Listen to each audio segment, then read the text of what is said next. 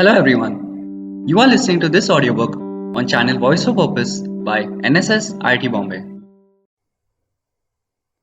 Chapter 3 The Night Shadows.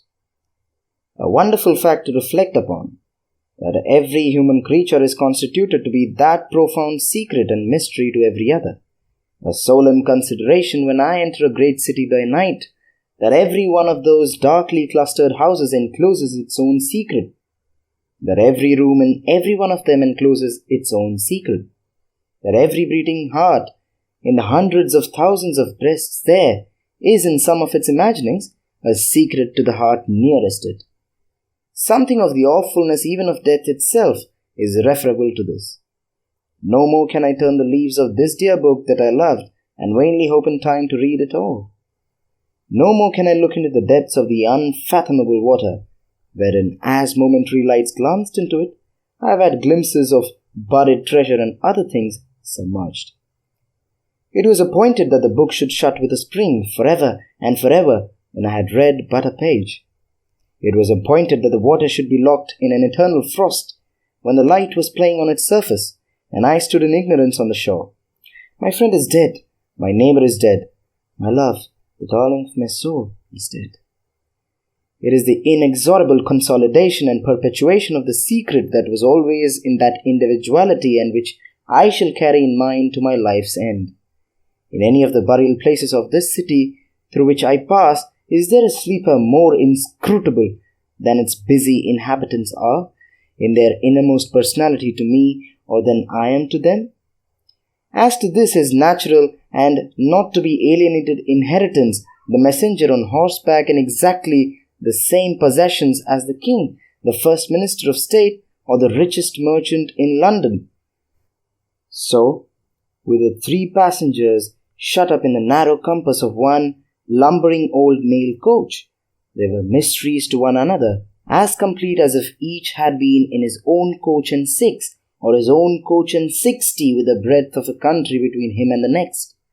The messenger rode back at an easy trot, stopping pretty often at ale houses by the way to drink, but evincing a tendency to keep his own counsel and to keep his hat cocked over his eyes. He had eyes that assorted very well with that decoration, being of a surface black, with no depth in the color or form, and much too near together, as if they were afraid of being found out in something singly if they kept too far apart. They had a sinister expression under an old cocked hat like a 3-cornered spittoon, and over a great muffler for the chin and throat, which descended nearly to the wearer's knees. When he stopped for drink, he moved his muffler with his left hand, only while he poured his liquor in with his right. As soon as that was done, he muffled again. "No, Jerry, no," said the messenger, harping on one theme as he rode. "It wouldn't do for you, Jerry. You honest tradesman. It wouldn't suit your line of business. Recalled. Bust me if I don't think he'd been a drink." His message perplexed his mind to that degree that he was fain several times to take off his hat to scratch his head, except on the crown, which was raggedly bald.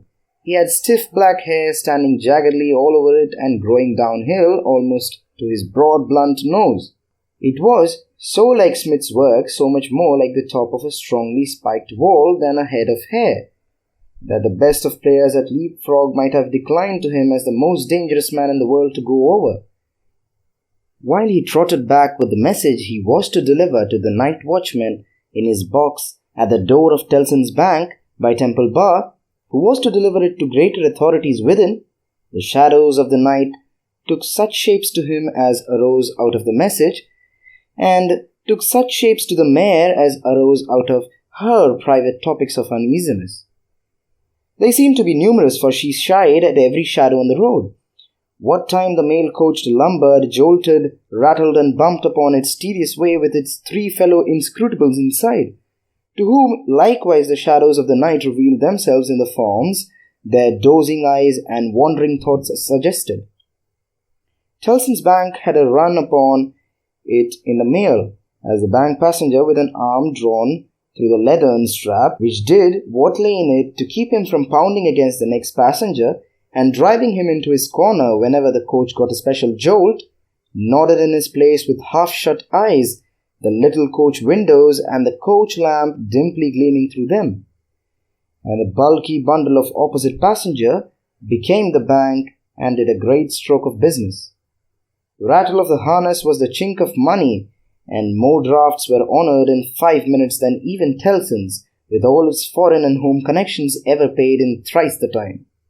Then the strong rooms underground at Tellson's, with such of their valuable stores and secrets as were known to the passenger, and it was not a little that he knew about them, opened before him, and he went in among them with the great keys and the feebly burning candle, and found them safe and strong and sound and still, just as he had last seen them. But though the bank was almost always with him, and though the coach, in a confused way like the presence of pain under an opiate, was always with him, there was another current of impression that never ceased to run. All through the night, he was on his way to dig someone out of a grave. Now, which of the multitude of faces that showed themselves before him was the true face of the buried person? The shadows of the night did not indicate. But they were all faces of a man of 45 by years, and they differed principally in the passions they expressed and the ghastliness of their worn and wasted state. Pride, contempt, defiance, stubbornness, submission, lamentation succeeded one another. So did varieties of sunken cheek, cadaverous color, emaciated hands and figures. The face was in the main one face, and every head was prematurely white. 100 times the dozing passenger inquired of the spectre, "But at how long?" The answer was always the same, "Almost 18 years. You had abandoned all hope of being dug out long ago. You know that you are recalled to life? They tell me so. I hope you care to live? I can't say. Shall I show her to you? Will you come and see her?" The answers to this question were various and contradictory. Sometimes the broken reply was, "Wait, it would kill me if I saw her too soon." Sometimes it was given in a tender rain of tears, and then it was, "Take me to her." Sometimes it was staring and bewildered, and then it was, I don't know her, I don't understand." After such imaginary discourse, the passenger in his fancy would dig and dig, now with a spade, now with a great key, now with his hands, to dig this wretched creature out. Caught out at last, with earth hanging about his face and hair, he would suddenly fan away to dust. The passenger would then start to himself and lower the window to get the reality of mist and rain on his cheek. Yet even when his eyes were open on the mist and rain, on the moving patch of light from the lamps and the hedge at the roadside retreating by jerks, the night shadows outside the coach would fall into the train of the night shadows within. The real banking house by Temple Bar, the real business of the past day, the real strong rooms, the real express sent after him, and the real message returned would all be there. Out of the midst of them the ghostly face would rise, and he would accost it again. "But at how long?" "Almost 18 years. I hope you care to live?" "I can't say." Dig, until an impatient movement from one of the two passengers would admonish him to pull up the window, draw his arm securely through the leathern strap, and speculate upon the two slumbering forms until his mind lost its hold of them, and they again slid away into the bank and the grave. But at how long? Almost 18 years. You had abandoned all hope of being dug out long ago. The words were still in his hearing as just spoken, distinctly in his hearing as ever spoken words had been in his life, when the weary passenger started to the consciousness of daylight and found that the shadows of the night were gone. He lowered the window and looked out at the rising sun. There was a ridge of ploughed land with a plough upon it, where it had been left last night when the horses were unyoked. Beyond, a quite coppice wood, in which many leaves of burning red and golden yellow still remained upon the trees.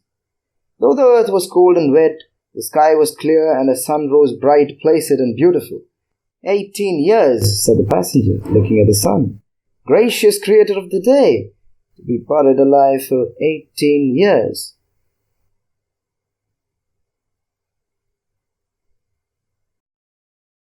So hope you guys had fun. Please like, share and subscribe to this channel for more interesting audiobooks.